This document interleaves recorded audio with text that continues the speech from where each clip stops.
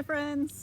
On location in the Backland Sandbox today. I brought all my geometry toys out because I wanted to kind of give you a little brain teaser.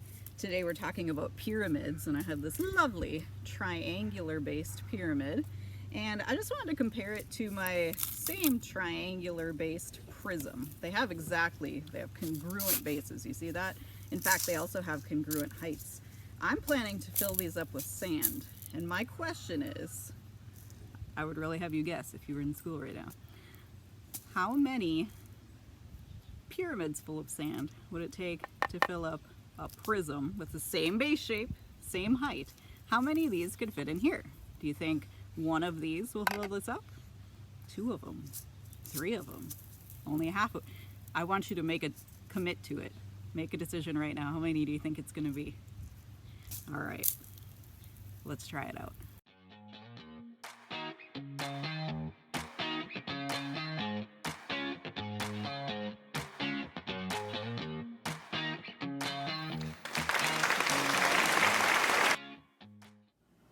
Let's talk pyramid formulas. Write this one down for surface area, capital B plus 1/2 capital P lowercase l. I always make it cursive so it doesn't look like an I.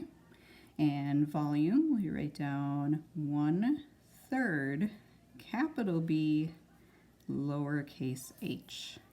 And let's do that coloring for that base shape. So we only have one base for pyramids, yeah? So when you look at the surface area, does that make sense why it starts with just a single B? Remember in prisms we had two bases. In this one we just have one base. So this would be our area of our base shape. And we still call the rest of it the lateral faces. Difference here is those lateral faces aren't rectangles anymore, right? Those lateral faces are triangles, but they're still called lateral faces. And when we talk volume, I think you might know where that 1/3 comes from. 1/3 the area of that base shape times the height. So when you look at these formulas, it looks a lot like this one, except with the 1/3 in front, right? Because it holds 1/3 the volume of its prism friend. So one of our standards in high school geometry is to understand where these formulas come from. And so when we're finding the surface area, again, I've laid this out as if I've opened up the net for you. And you can see that if you find the area of that base shape, that obviously is included. Now this 1/2 PL, if you think about the perimeter of that base shape, that would match up with the bottoms of the triangular faces. So this entire length right here is the perimeter of the base shape. And then it's probably not too surprising that we would do 1/2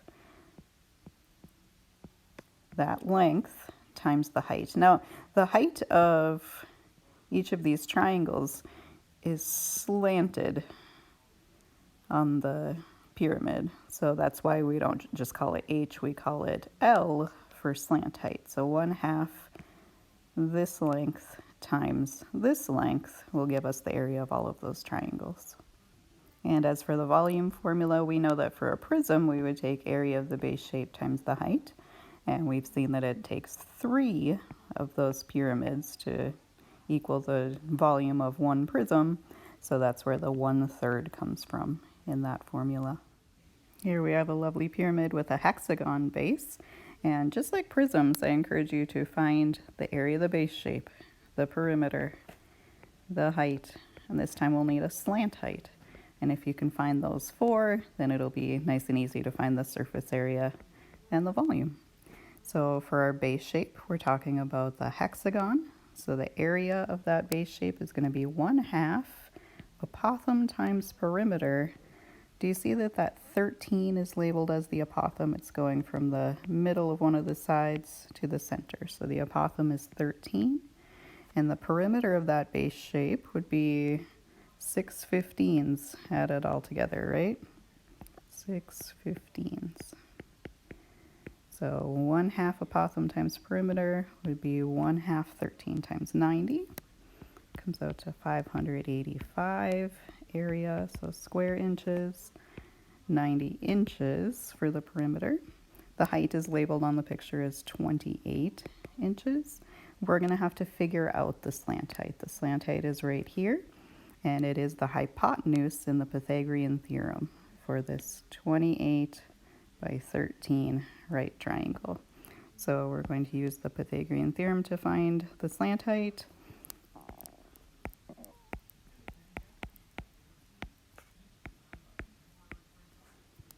All of this comes out to 953. So my slant height is going to be whatever the square root of 953 is. And actually, I like to leave it as square root of 953 because if I start rounding too early, then my final answer for surface area is going to even be more off in the rounding. If you're curious, the square root of 953 is about 30.871. If you wanted to use that, just make sure you use lots of decimal points. And then for surface area, we just have one base shape plus the lateral faces would be 1/2 the perimeter times the slant height. And that comes out to, got to round it because of that square root, so 1974.181. And that's area, so square inches. And then volume is going to be 1/3 the area of that base shape times the height. To type that in, I usually just do 1 divided by 3 times 585 times 28, or you can multiply these first and then divide by 3. Either way, that comes out to 5,460. And that's cubic inches to fill up that whole pyramid. I didn't mention this before, but that surface area formula really only works if all of those lateral faces are congruent. So mostly we're just going to be doing pyramids that have regular polygons as bases. If you ran across one that didn't have a regular polygon on the base, you would just have to figure out the surface area by hand. But this one should work out well because this is a regular quadrilateral. It's a square base, so we should be able to find the area of that base shape, the perimeter, the height, the slant height. And so then the surface area formula works because it has a equilateral, equiangular base shape. The area of our base shape is going to be the square, so 10 times 10 be 100 square feet. The perimeter of that square, 10 plus 10, 4 times, 40 feet. And this time they've labeled the slant height as 10 feet. And we're going to have to figure out the actual height. So the actual height would be like if you drop straight down to the center of that shape.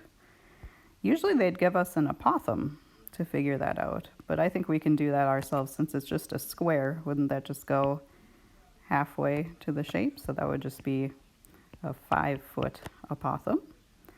So we can find that height. Ends up being the square root of 75, which is about 8.66. I'm going to leave it like that. If you wanted to type it out, 8.66025438, just keep it nice and long.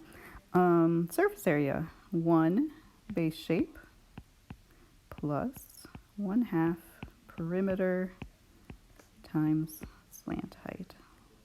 So that comes out to 300 square inches. And the volume will be 1/3 the area of the base shape times that height. So this one definitely needs to be rounded because the square root of 75 doesn't come out evenly. If I type all that in at once, I get 288.675 cubic inches. So there's another example of how to find surface area and volume of a pyramid.